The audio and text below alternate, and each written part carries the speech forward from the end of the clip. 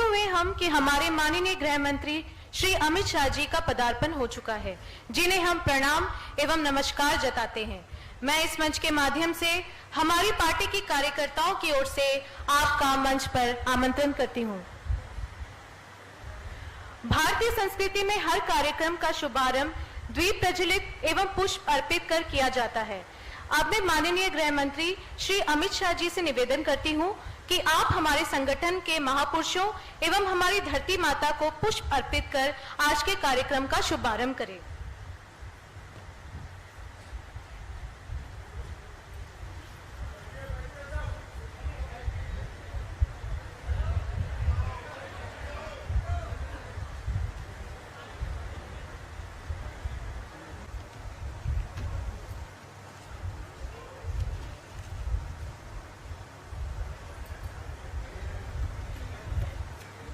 वंदे मातरम का गान होगा, कृपया कर सब अपने अपने स्थान पर खड़े हो जाएं। वंदे मातरम, वंदे मातरम, सुजलाम सुफलाम मलयज शीतलाम शस्य श्यामलाम मातरम, वंदे मातरम, शुभ्र जोष्ना पुलकित यामिनी पुल्लकुसुमिता ध्रुमदल शोभिनी सुहासिनी सुमधुर भाषिणी सुखदाम वरदाम मातरम, वंदे मातरम, वंदे मातरम। भारत माता की।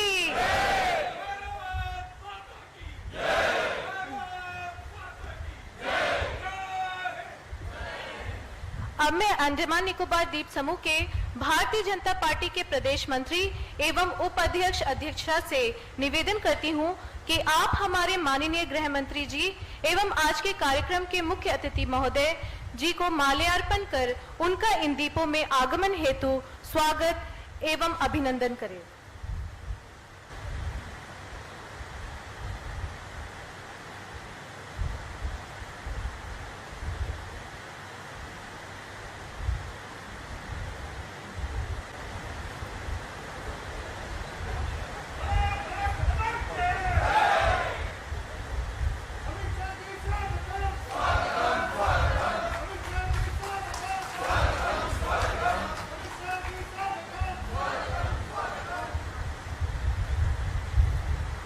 माननीय गृह मंत्री जी को पुष्प गुच्छ भेंट करने के लिए भारतीय जनता पार्टी के प्रदेश अध्यक्ष धन्यवाद। कार्यक्रम को आगे बढ़ाते हुए मैं अंडमान निकोबार द्वीप समूह के भारतीय जनता पार्टी के प्रदेश अध्यक्ष श्री अजय बैरागी जी, जो पार्टी के एक सशक्त स्तंभबद्ध एवं संगठन के निपुण हैं, उनसे निवेदन करती हूँ कि आप हमारे माननीय गृह मंत्री जी एवं उपस्थित समझजनों का स्वागत करें।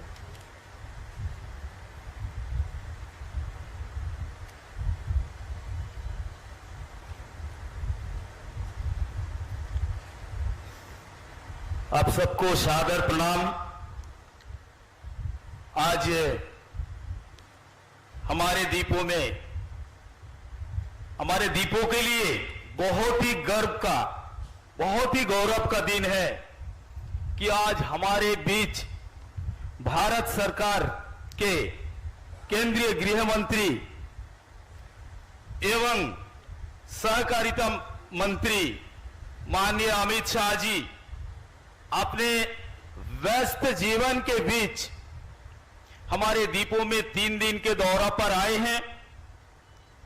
इसलिए मैं सर्वप्रथम उन्हें हृदय से आभार, अभिनंदन एवं स्वागत करता हूं और आप सभी कार्यकर्ता भाइयों और बहनों से मेरा आग्रह है कि आप सभी एक बार जोरदार तालियों से आदरणीय अमित शाह जी को स्वागत करेंगे।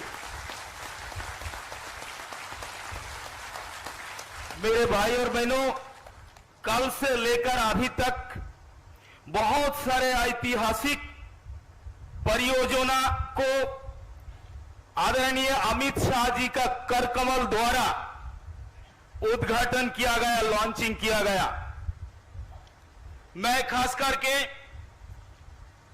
आदरणीय अमित शाह जी को धन्यवाद देना चाहता हूं।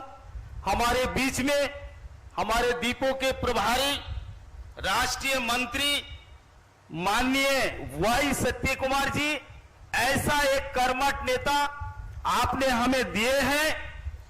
कोविड-19 के समय हम सभी बेसहारा थे, उनके मार्गदर्शन में सभी कार्यकर्ता जी जान से सार्वजनिक रूप से यहां को जनताओं को बचाने का प्रयास किया। कई कार्यकर्ता शहीद हुआ और कोविड का भीतर भी संगठन में यहां तक कि हम लोग पन्ना प्रमुख का जो सम्मेलन का बाद 21 फरवरी राष्ट्रीय पदाधिकारी बैठक में चर्चा हुई थी। आदरणीय सत्य जी का मार्गदर्शन में हम लोग अंडमान में जो हमारे पास सक्रिय 33 मंडल हैं, उसमें से एक 9 मंडल में हम लोग पन्ना प्रमुख का सम्मेलन भी इस भारी पैंडेमिक का अंदर में हम लोग कर पाया है। मैं मंच में बैठे हमारे पूर्व सांसद भारतीय जनता पार्टी अंडमान निकोबार द्वीप समूह के जन्मदाता आदरणीय विष्णुपद राय जी, जो 3 बार सांसद रह चुके हैं, और हमारे पूर्व अध्यक्ष हमारे प्रिय नेता विशाल जी, हमारे दोनों कर्मठ महामंत्री के रामदास जी और ज्योतिर्मय बवाली जी, एवं मंचासीन हमारे नेतागण एवं तमाम भाजपा के कार्यकर्ता भाइयों और बहनों, आप सभी को भी मैं आज इस मंच में हृदय से स्वागत एवं अभिनंदन करता हूं। आज पूरे द्वीपों में एक आशा और उम्मीद का एक नया संचार हुआ है कि आज हमारे बीच एक महान व्यक्तित्व, जिन्होंने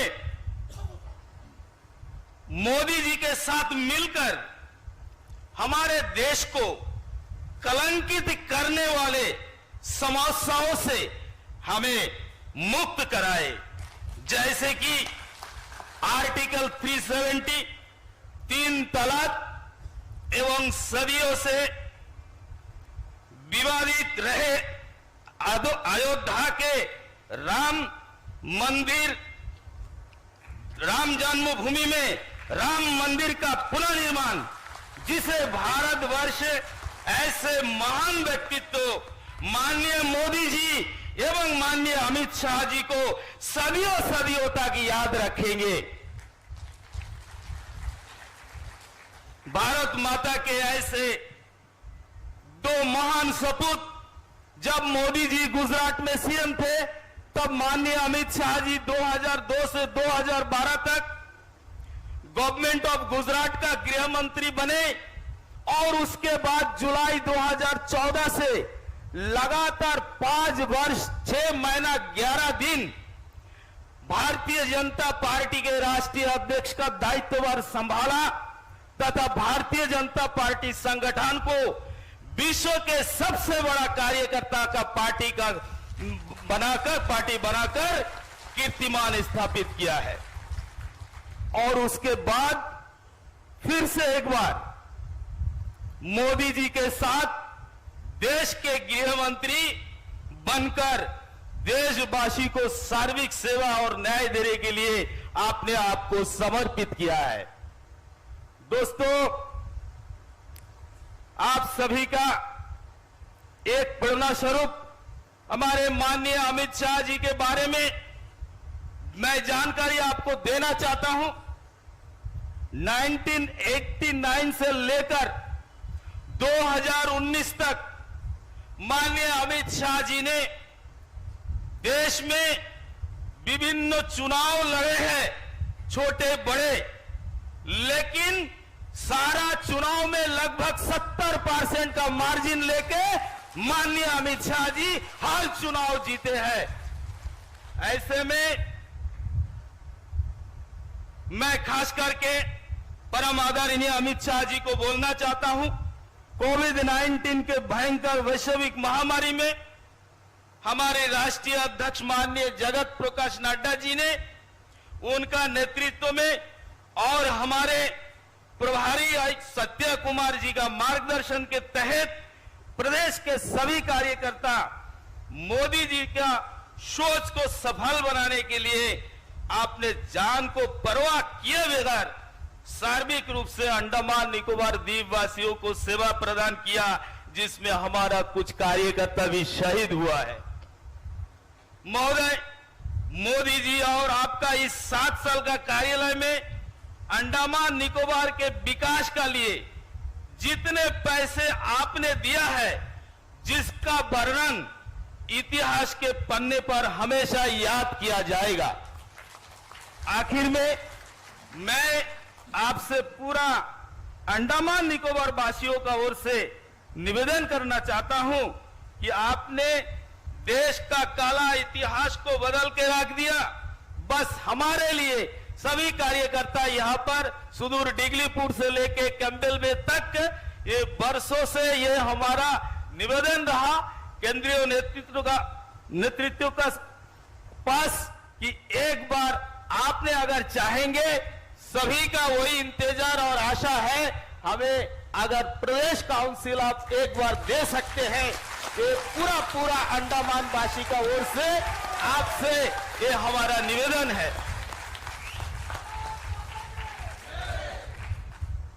बस मैं इतना ही बोलना चाहता हूं और आप सबका लिए एक संदेश है कि आदरणीय अमित शाह जी का बहुत कीमती समय है। हम सभी जानते हैं, टेंटेटिव टूर प्रोग्राम भी देखे हैं। इसका आगे 2 कार्यक्रम होगा, ऑफिस बीआरआर और कोर कमेटी। अंडमान निकोबार का जितना भी ज्वलंत मुद्दा है, उस मुद्दा का ऊपर में विस्तारित रूप से आज रात को शाम को जो मीटिंग होने वाला है, उसमें हम लोग विस्तारित रूप से चर्चा करेंगे। फिर से एक बार पूरा अंडमान निकोबार वासी और यहां पर जितने कार्यकर्ता भाई और बहन इकट्ठा हुए हैं, सबका ओर से आपको फिर से एक बार बहुत बहुत धन्यवाद।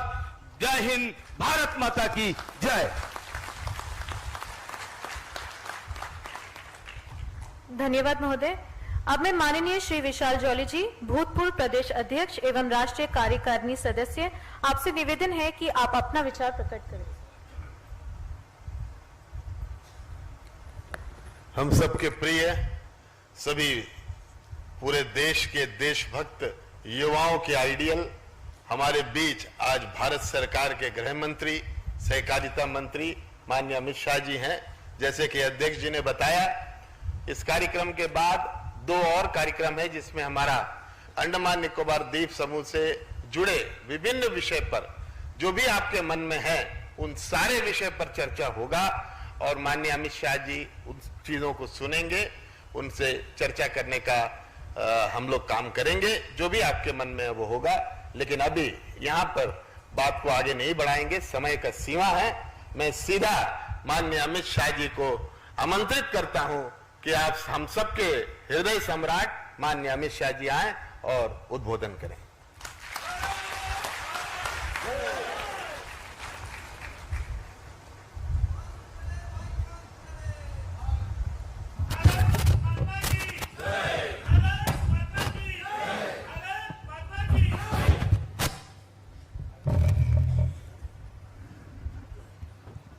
मेरे साथ मंच पर उपस्थित द्वीप समूह भारतीय जनता पार्टी के अध्यक्ष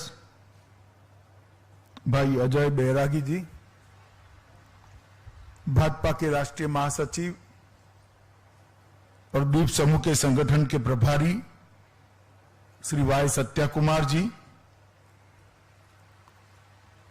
भाजपा के पूर्व अध्यक्ष और राष्ट्रीय कार्यकारिणी के सदस्य विशाल जॉली जी, हमारे पूर्व सांसद और द्वीप समूह के लोकप्रिय नेता विष्णुपाद रे जी, श्री ज्योतिर्मय जी, श्री के रामदास जी, डीसी अरुणागिरी जी, श्रीमती शीला सिंह जी, संजय कुमार सिंह, बी ईश्वर राव, श्री प्रकाश अधिकारी जी, एम विनोद जी, एस मूर्ति जी और आज इस सभागार के अंदर उपस्थित भारतीय जनता पार्टी के प्यारे कार्यकर्ता भाइयों बहनों को मेरा नमस्कार।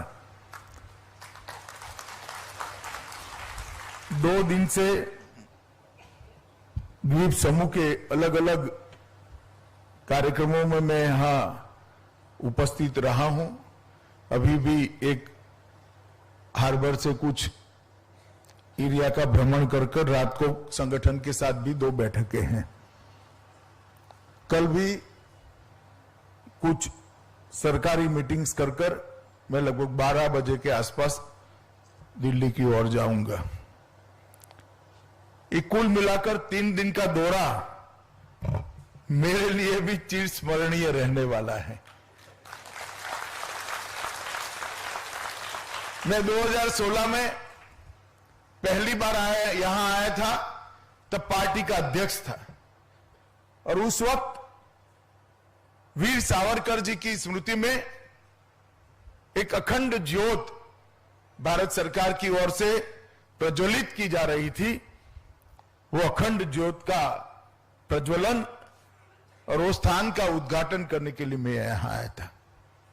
मैं बहुत छोटी उम्र का था तब से, जब से सावरकर जी को पढ़ा, मेरे हृदय में हमेशा उनका एक अनन्य स्थान और उनके लिए अनन्य मेरा भक्ति भाव रहा है।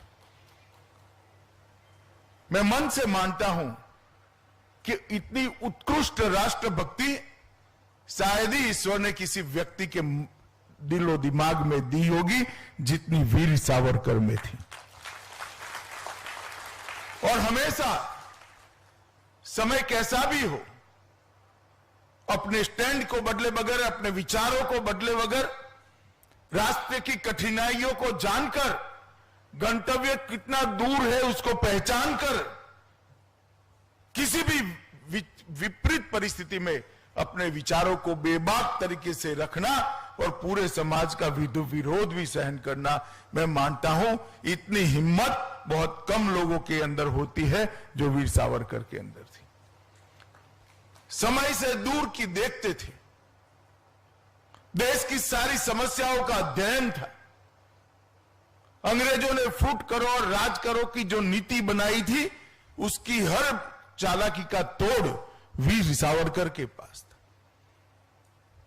और देश की सुरक्षा संबंधित जितने भी मसले बाद में खड़े हुए, अगर सावरकर जी का अध्ययन को पढ़े तो मालूम पड़ता है कि इसके बारे में भी उनका विजन और उनकी दृष्टि बहुत व्यापक और सर्वसमावेशक थी।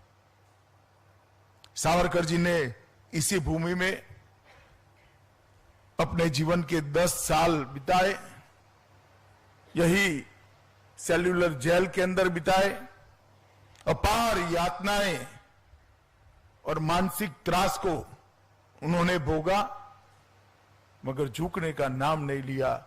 ऐसे वीर सावरकर को मैं श्रद्धांजलि देने के लिए यहां आया था, क्योंकि ये वर्ष आजादी के अमृत महोत्सव का वर्ष। मोदी जी ने आजादी के अमृत महोत्सव को 130 करोड़ लोगों के सामने बहुत अच्छे तरीके से मनाने का संकल्प देश के सामने रखा है।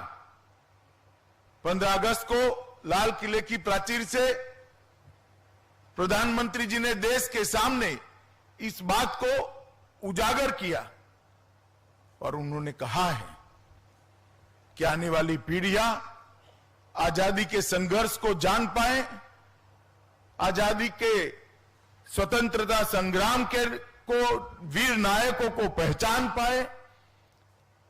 कई ऐसे गुमनाम आजादी के स्वतंत्र सेनानी थे जिनको इतिहास में न जगह मिली, न स्थान मिला, न इनकी कोई स्मृति बची है। मगर देश भर में छोटे छोटे गांव में भी ऐसे जो स्वतंत्र सेनानी हैं, उनको चुनकर उसकी स्मृति में कुछ न कुछ किया जाए, जिससे हमारी नई पीढ़ी इससे देशभक्ति के संस्कार प्राप्त कर सके।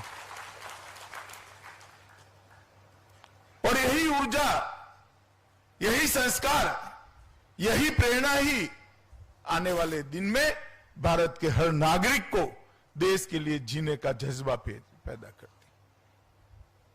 कई बार मैं युवाओं से बात करता हूं, मुझे थोड़े मजाकिया टोन में भी कुछ युवा पूछते हैं और कुछ उनके मन में पजल होती है, इसलिए भी पूछते हैं कि साहब हमें बताइए, हम तो भगत सिंह कैसे बने, देश तो आजाद हो गया। तब मैं हमेशा कहता हूं कि हमारा जन्म ही आजादी के बाद हुआ है। देश के लिए मरने की जरूरत नहीं है, मगर देश के लिए जीना हमारे हाथ में। अगर हम हमारा जीवन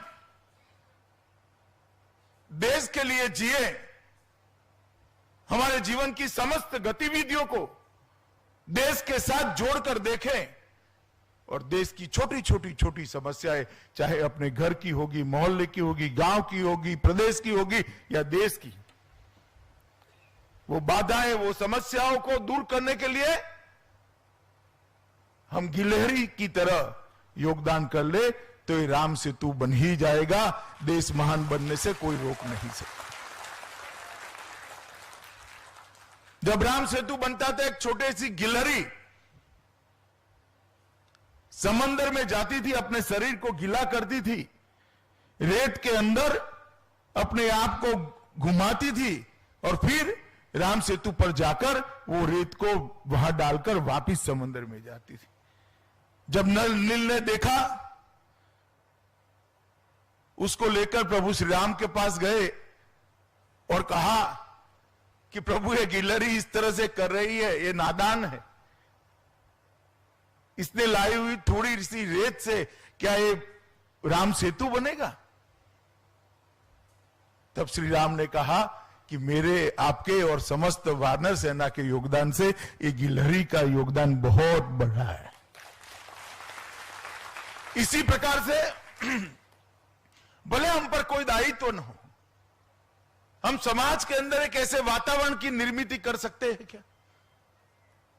हम समाज के अंदर एक ऐसा वायुमंडल बना सकते हैं क्या, जो वायुमंडल देश को महान बनाने की दिशा में हो, जो वायुमंडल युवाओं को प्रेरित करता हो, जो वायुमंडल देश की समस्याओं का निरसन करने के लिए काम करे। इस प्रकार का वायुमंडल का निर्मित तो हम कर ही सकते हैं। और संकल्प लेने का वर्ष है, विशेषकर भारतीय जनता पार्टी के कार्यकर्ताओं के लिए, क्योंकि हमारी पार्टी की स्थापना ही महान भारत की रचना के लिए हुई है। हम सत्ता के लिए राजनीति में आए हुए लोग नहीं,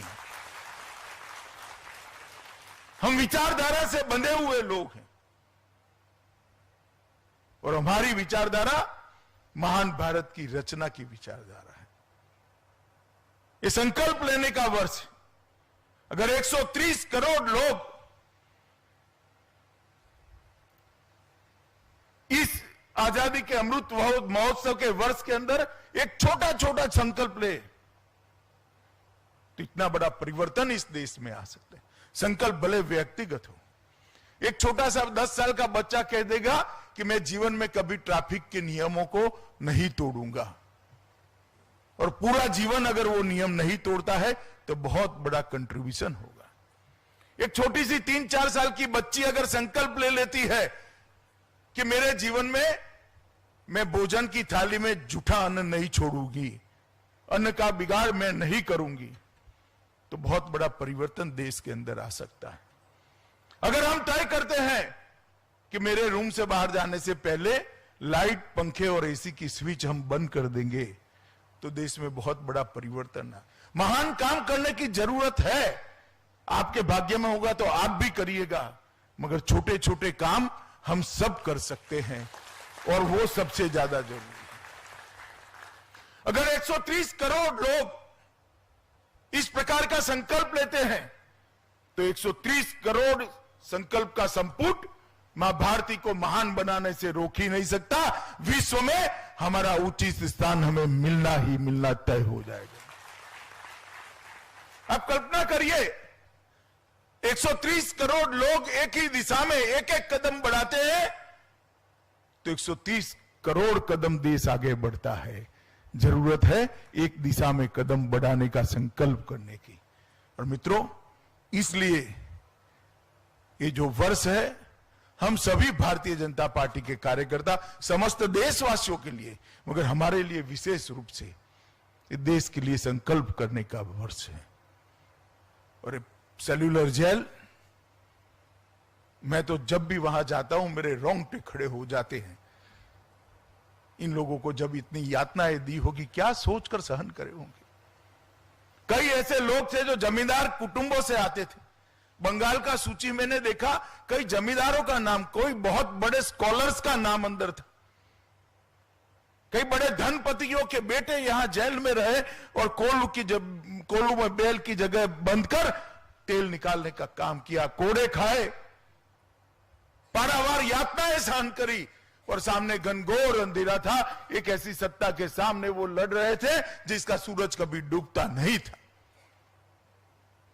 मालूम नहीं उन्होंने अपने जीवन में आजादी को देखा या नहीं देखा, कई लोग नहीं देख पाए होंगे।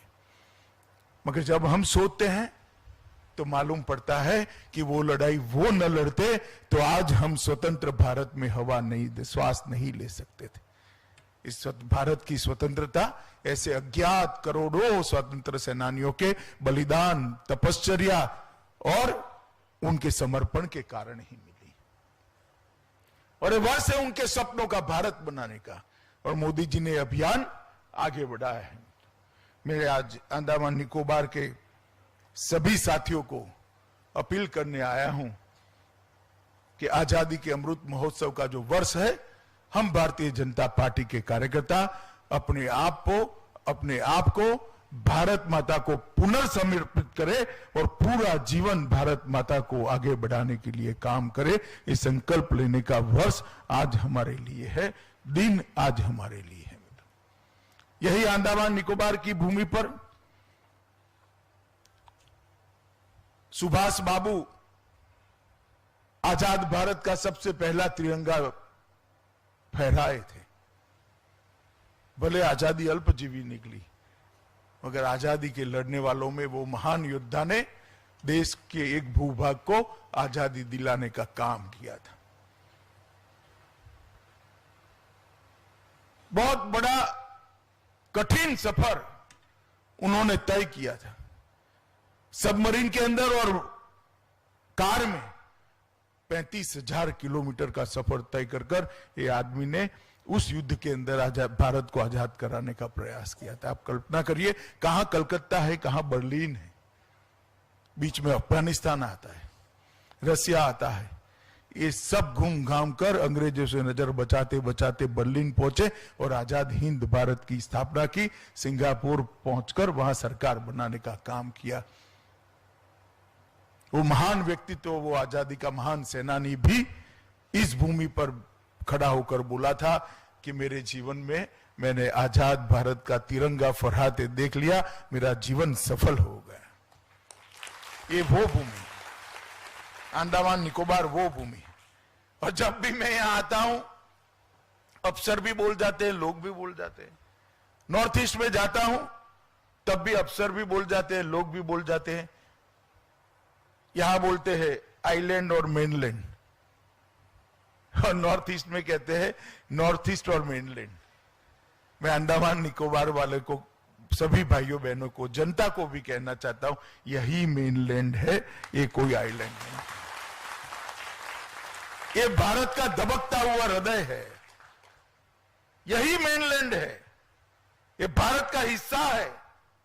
जितना मैं जिस गुजरात से आता हूं, इतना ही महत्वपूर्ण हिस्सा मेरा यह अंडमान और निकोबार है। मैं भी इसको अपने साथ जोड़ता हूं, क्योंकि स्वतंत्रता का सबसे बड़ा संग्राम और देश भर से स्वतंत्र सेनानी जो लड़ते थे, इन्होंने एक बहुत बड़ी तपस्या यही यज्ञ वेदी के अंदर आहुति देकर करी थी। इससे बड़ा कोई स्थान हो नहीं सकता। इसलिए हम सब ने मन में से मेनलैंड कंसेप्ट ही निकाल दीजिए, ये अंडमान निकोबार ही हमारा मेनलैंड है, और इसको मानकर हमने आगे करना चाहिए। मित्रों, यहां पर मोदी जी ने ढेर सारे काम किए, मैं गिनाऊं तो बहुत लंबा समय जाएगा। जल जीवन मिशन में 66,000 परिवार को शुद्ध पीने का पानी दिया है। स्वनिधि ये छोटे से राज्य क्षेत्र में 100% पहुंची है। हर घर में बिजली पहुंचाने का काम किया है। एक राष्ट्र एक रेशन कार्ड यह 100% इंप्लीमेंट हो चुका है। आज ही मैं 29 स्वास्थ्य केंद्रों का लोकार्पण कर आया। इसको मिलाकर 129 स्वास्थ्य सेहत केंद्रों की स्थापना कर दी गई है। अब कहीं पर भी एक भी नया स्वास्थ्य केंद्र बनाने की जरूरत नहीं है। केरोसिन मुक्त हमारा अंडमान निकोबार हो गया है। हर घर में गैस पहुंचा दिया गया है। हर घर में शौचालय पहुंचाने का काम समाप्त हो गया है। शहरी क्षेत्र में भी हर घर में शौचालय पहुंचाने का काम हो गया है। और प्रधानमंत्री जन आरोग्य योजना का 11,500 लोगों को 5 लाख तक की सुविधा का सारा फायदा पहुंचाने की शुरुआत हो गई। और कोरोना के अंदर भी यहां पर नरेंद्र मोदी जी के नेतृत्व में भारत सरकार ने बहुत अच्छा काम किया है। मित्रों, मैं कई बार कांग्रेस के नेताओं को सुनता हूं, तब मुझे सवाल आता है कि किस विश्वास से बोलते हैं, किस मिट्टी के बने हुए हैं। इतनी जोर से और निर्लज्जता से कोई झूठ कैसे बोल सकता है। मैं पूछना चाहता हूं इन लोगों कि भाई 60 साल तक आपने शासन किया, देश में 4 पीढ़ी शासन किया, मुझे बताओ तो अंडमान के हर घर में आप शौचालय पहुंचा पाए थे क्या? हर घर में बिजली पहुंचा पाए थे क्या? गरीब व्यक्ति को आयुष्मान भारत योजना का कार्ड पहुंचा पाए थे क्या? इतने सारे आरोग्य केंद्र बना पाए थे क्या? मित्रों, ढेर सारे काम जो हर व्यक्ति की चिंता करते, हर व्यक्ति को अपना जीवन स्तर ऊपर उठाने का मौका देते हैं, ये काम भारतीय जनता पार्टी ने किया। आप कल्पना करिए, घर के अंदर गैस नहीं है और माता धुएं वाले घर में रहती है, लकड़ियां जलाकर, टहनियां जलाकर, कंडे जलाकर खाना पकाती है। उसकी स्वास्थ्य का क्या होगा? आंख की ज्योति चली जाती है, फेफड़ों में धुआं जाकर वो फाइब्रोसिस से कसमय ही मृत्यु का वरण करती है। हर घर में गैस देकर मोदी जी ने 13 करोड़ माताओं को कसमय मौत से शरण में जाने से बचाने का काम किया। 10 करोड़ शौचालय बनाकर एक 15-16 साल की बच्ची खुले में शौच क्रिया करने जाएगी, कितनी शर्म आएगी उसको। वो रात पड़ने की राह देखती थी बेचारी, आज वो भी हम सब की तरह शर्म से मुक्त होकर, निश्चिंत होकर अपने घर में बने हुए शौचालय का उपयोग कर सकती है। वो सारी बच्चियों को शर्म से बचाने का काम हमारे प्रिय नेता नरेंद्र मोदी ने किया है। और एक कांग्रेसी आज भी पार्लियामेंट में बोल रहे हैं कि काम तो हम कर रहे हैं, हमने किया था, फला किया था, ढिका किया था। भाई, इतने साल से कनेक्टिविटी की बात चलती थी। चेन्नई से अंडमान निकोबार तक का सबमरीन केबल लगाने का आपको सोच भी आया था क्या? बताओ भाई, आया था भाई? आया था? मोदी जी ने 18 में चालू किया, 20 में समाप्त कर दिया। आज यहां पर कनेक्टिविटी का कोई प्रॉब्लम नहीं। कांग्रेस में सरकारें कैसे चलती थी? एक सरकार सोचती थी, दूसरी सरकार योजना बनाती थी, तीसरी सरकार टेंडर निकालती थी, चौथी सरकार काम को चालू करती थी और 5वीं सरकार आई तो उद्घाटन करती थी। और कई सारे प्रोजेक्ट तो बीच में ही 5 सरकारों के अधर में लटक जाते थे। मोदी जी ने देश में कार्य संस्कृति बनाई है। मोदी जी ही भूमि पूजन करते हैं और मोदी जी ही लोकार्पण करते हैं।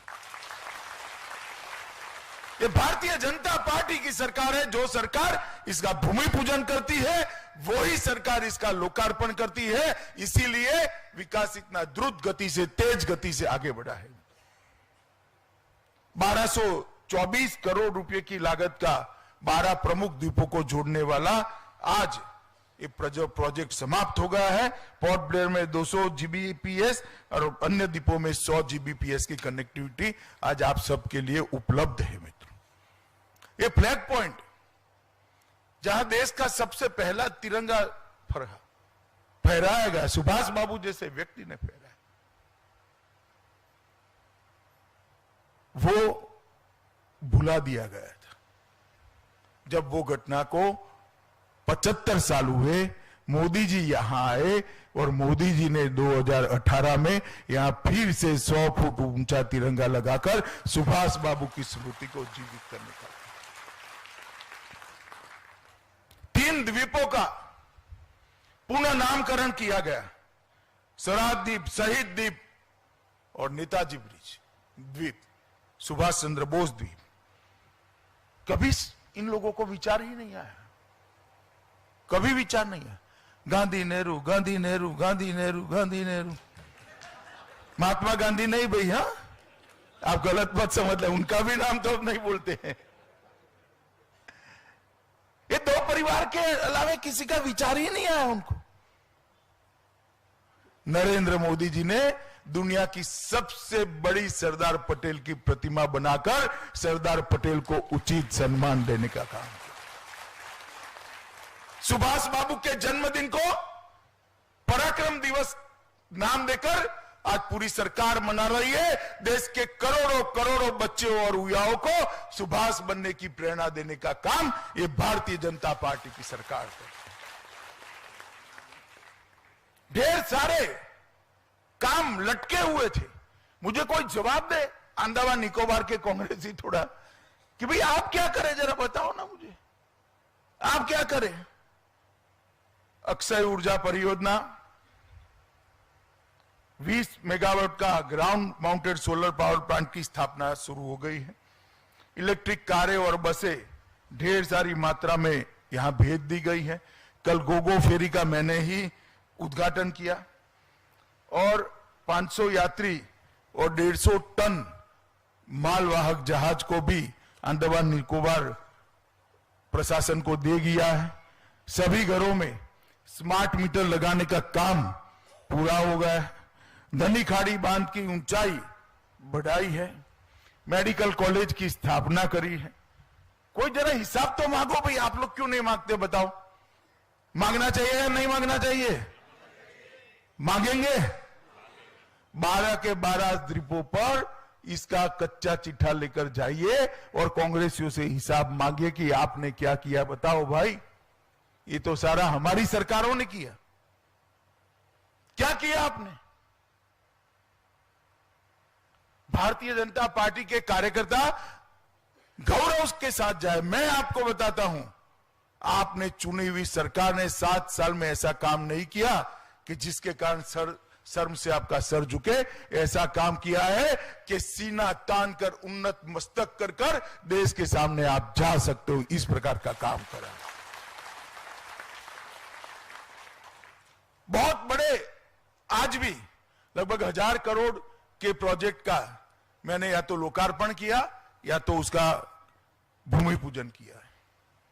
और मैं कहकर जाता हूं कि किस में है 22 के अंत पहले ये सारे प्रोजेक्ट समाप्त हो जाने। विकास को जमीन पर उतारने का काम नरेंद्र मोदी जी ने किया।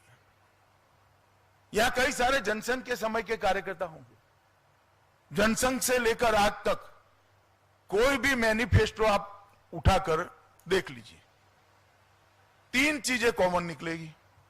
19 तक का मैं अध्यक्षता मैंने भी रखा था 3 चीजों को। 3 चीजें कॉमन निकलेगी कि हम सत्ता में आएंगे तो धारा 370 और 35 को हटाएंगे। हम सत्ता में आएंगे तो अयोध्या में भव्य श्री राम का मंदिर बनाएंगे। और हम सत्ता में आएंगे तो ट्रिपल तलाक का कानून को समाप्त करेंगे। रखते थे या नहीं रखते थे भाई? जरा जोर से बोलो यार, रखते थे या नहीं रखते? दोबारा पूर्ण बहुमत मिला। मोदी जी ने 6 महीने के अंदर 3 चीजें हमारे घोषणा पत्र से समाप्त कर। धारा 370 भी हट गई। श्री राम जन्मभूमि के भव्य मंदिर का शिलान्यास मोदी जी ने अपने हाथों से किया।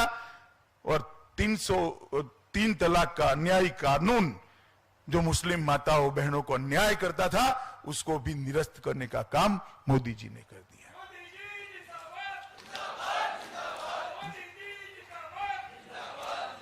मोदी जी ने देश की सुरक्षा को भी, मैं फिर से यहां आने वाला हूं कुछ समय के बाद, आज थोड़ा हड़बड़ी में हुआ है,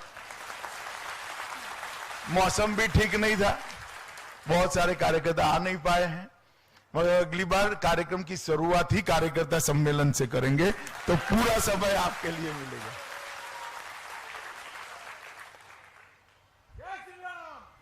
पर्यटन, नारियल और मत्स्य पालन, ये तीनों अंडमान निकोबार की आर्थिक स्थिति को बदलने वाली 3 चीजें हैं।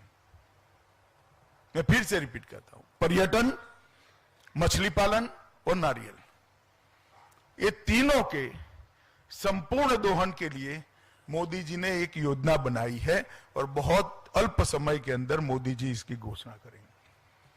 पर्यटन के लिए दुनिया चकाचौंध हो जाए इस प्रकार की व्यवस्था यहां होने वाली है। मछली पालन के लिए आज कुछ शुरुआत की है, मगर इससे भी अच्छी कई योजनाएं आ रही है। और नारियली के भी 130 प्रकार के जितने उपयोग हो सकते हैं वो करने के लिए कोयर बोर्ड विदेश के लोगों से बात कर एक कार्य योजना बना रहा है। और ये तीनों योजनाओं को